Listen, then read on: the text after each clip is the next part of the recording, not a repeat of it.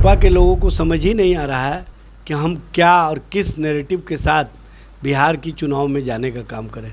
37 साल के नौजवान के सामने जब प्रधानमंत्री नरेंद्र मोदी, गृह मंत्री अमित शाह, रक्षा मंत्री राजनाथ सिंह और पूरा दिल्ली का कैबिनेट बिहार आकर बैठ गया है और देश भर के जितना भाजपा शासित राज्यों के मुख्यमंत्री हैं वो भी बिहार लगातार आ रहे हैं, तब भी भारतीय जनता पार्टी जनता के बीच नज़र नहीं आ रही है। जनता के द्वारा स्वीकार्यता नहीं मिल रही है और सरकार के दिखने का यही सबसे बड़ा कारण है कि जो 34 मंत्री हैं उसमें 23 दागी हैं, विभिन्न मामलों में आरोपित हैं। ये एडीआर की रिपोर्ट में है। उनको डर है किस बात की?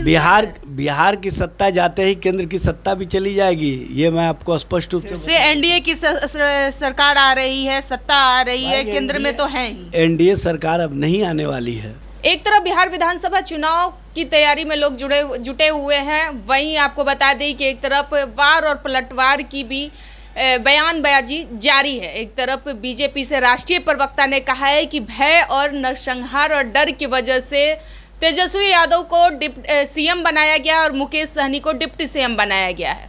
नमस्कार, आप देख रहे हैं जनतक लाइव बिहार और मैं हूं आपके साथ दिव्या पांडे। इसी तमाम मुद्दों पे हमारे साथ बातचीत करने के लिए राजद से प्रदेश प्रवक्ता एजाज अहमद जी हैं। डर और भय की वजह से तेजस्वी यादव को डिप्टी सीएम बनाया गया है। सबसे पहले तो जो लोग बोलते हैं उनको एक बात पता होना चाहिए कि बिहार की जनता का जो प्यार है, समर्थन है, विश्वास है, वो तेजस्वी जी के साथ है। और तेजस्वी जी के प्रति जो बिहार की जनता पलक पावड़े बिछाए हुए है, बिहार में परिवर्तनकारी राजनीति में उनके साथ खड़ी है, उसके कारण भाजपा के खेमे में बेचैनी है।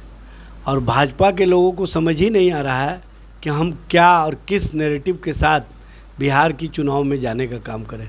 37 साल के नौजवान के सामने जब प्रधानमंत्री नरेंद्र मोदी, गृह मंत्री अमित शाह, रक्षा मंत्री राजनाथ सिंह और पूरा दिल्ली का कैबिनेट बिहार आकर बैठ गया है और देश भर के जितना भाजपा शासित राज्यों के मुख्यमंत्री हैं वो भी बिहार लगातार आ रहे हैं, तब भी भारतीय जनता पार्टी जनता के बीच नज़र नहीं आ रही है। जनता के द्वारा स्वीकार्यता नहीं मिल रही है।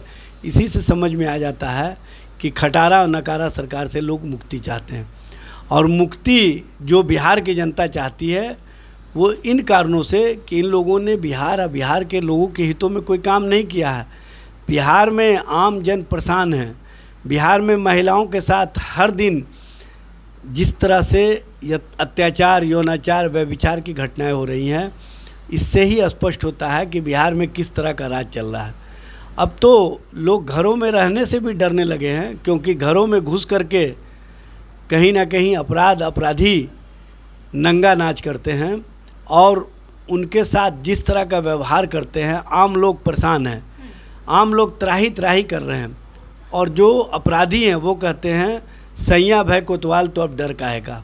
और स्थिति भयावह हो चुका है।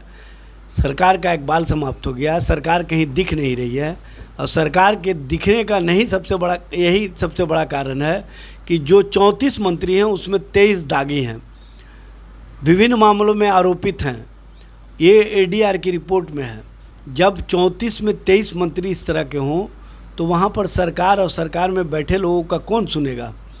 और सरकार के अंदर बैठे हुए जो लोग हैं वो कहीं ना कहीं अधिकारियों पदाधिकारियों को डरा धमका करके रखते हैं और उनके मनोबल को तोड़ने का कार्य करते हैं। इसीलिए बिहार में अपराधी मस्त है, पदाधिकारी पस्त है और जो नेता और पदाधिकारी हैं वो कहीं ना कहीं मलाई काटने में व्यस्त हैं। देश के प्रधानमंत्री नरेंद्र मोदी बिहार दौरे पर आए हुए हैं। बिहार विधानसभा का चुनाव है। कल उन्होंने मंच पर से भाषण देते हुए कहा कि जो पार्टी अपने आप को महागठबंधन की पार्टी बताती है वो बल्कि महागठबंधन की पार्टी नहीं बल्कि लठबंधन की पार्टी है। वो लठ चलाने का काम करती है, झगड़ा और विवाद कराने वाली पार्टी है। सबसे पहले तो प्रधानमंत्री जी इस तरह की जो भाषा बोलते हैं ये प्रधानमंत्री की भाषा नहीं हो सकती है। प्रधानमंत्री जी भाषाई मर्यादा को बनाए रखिए। चुनाव तो आते जाते रहेंगे लेकिन प्रधानमंत्री के पद की गरिमा का रहना आवश्यक है। और जिस तरह का नैरेटिव लेकर के वो आते हैं बिहार में, इसी से स्पष्ट होता है कि उनको 37 साल के नौजवान जिस तरह से जनता और जनता के बीच में अपनी स्वीकार्यता को बढ़ाए हैं, उससे इनको डर लगने लगा कि कहीं बिहार की सत्ता चली गई तो केंद्र की सत्ता भी चले जाएगी और हम कहाँ रहेंगे पता नहीं। किस बात की डर है भाई उन्हें? किस बात की डर है? उनको डर है किस बात की? किस बिहार की सत्ता जाते ही केंद्र की सत्ता भी चली जाएगी, ये मैं आपको स्पष्ट रूप से एनडीए की सरकार आ रही है, सत्ता आ रही है, केंद्र में तो है ही। एनडीए सरकार अब नहीं आने वाली है। बिहार की जनता ने मन बना लिया है और वो भी अचेता अवस्था वाले नेतृत्व के साथ बिहार की जनता खड़ा नहीं होना चाहती है। तो फिर किसकी सरकार आने वाली है? तेजस्वी जी की सरकार। तेजस्वी जी के प्रति जो लोगों का प्यार है, जो लोगों का इजहार है, वो स्पष्ट रूप से दिख रहा है। अब तो समर्थन और विश्वास के कारण जनता और जनता के बीच से जो आवाज़ें आती है उसके कारण भाजपाइयों को समझ ही में नहीं आ रहा है कि हम किस मुद्दे पर और किस आधार पर जनता के बीच में जाएं। इसीलिए अब नफरती गैंग को आगे कर दिया है और अब तो एनडीए का मतलब हो गया नफरत दंगाई अलायंस।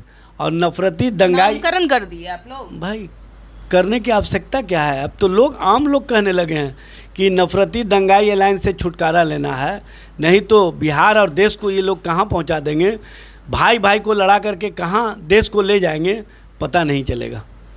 चलिए, तो हमारे साथ एजाज अहमद जी थे। इन्होंने तमाम मुद्दों पे बात करने का प्रयास किया था इनसे और इन्होंने जानकारी दिया है कि तेजस्वी यादव सीएम पे से घोषित कर दिया गया है और सीएम ही होंगे 2025 का। और एनडीए गठबंधन की सरकार इस बार नहीं आने वाली है क्योंकि उब चुका है बिहार की जनता ये खटारा वाली सरकार से। अब जो है नई सरकार बनने जा रही है, फिर से महागठबंधन की सरकार बनेगी, तेज रफ्तार तेजस्वी की सरकार। फिलहाल उस खबर में इतना ही। आप लोग देख रहे थे जनतक लाइव बिहार। धन्यवाद।